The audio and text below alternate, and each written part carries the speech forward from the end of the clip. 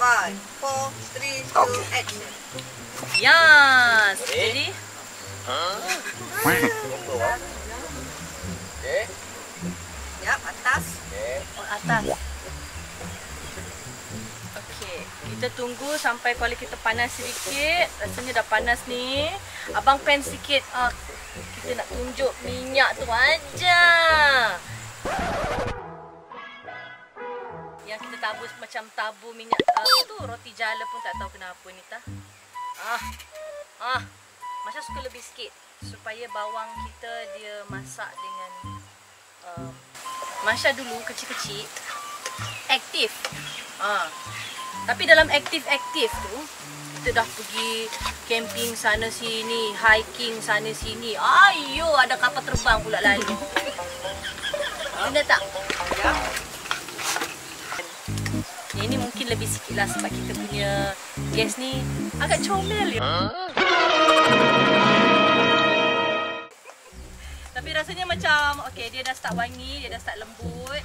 Masya suka dia ada orang kata apa macam ada bakar-bakar sikit sebab sebab saya ada sejarah salah letak garam gula ya. Jadi sebab tu saya kena rasa dulu. Jadi kita akan masukkan sedikit garam supaya daging kita sebelum masuk kuah atau benda-benda lain dia dah ada secukup rasa di situ. Okey. Ya. Sedikit lagi. Saya benda ni macam tak pernah cukup dan tak pernah Ayolah tak pernah cukup lah maknanya. Mana pergi dah sudu tu? Yo dia main main ni kita mak. Dan saya sebenarnya kadang-kadang saya letak juga macam panggil apa tu perasa.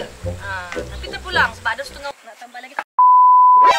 Nani? Omae wa mou shindeiru.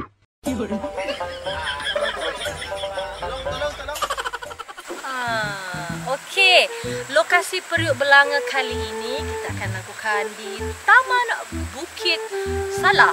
Sekali lagi, Taman Rimba. What is this? Kenapa boleh ada kat sini?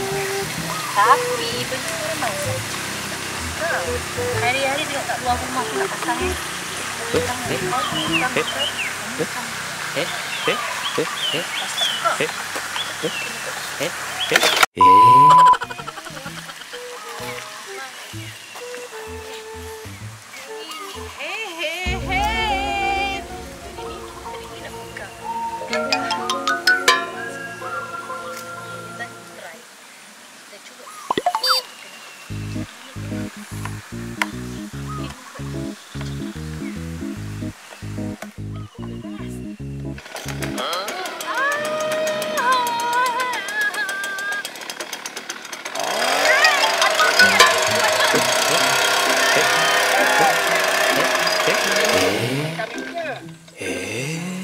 kenal Misha Umar.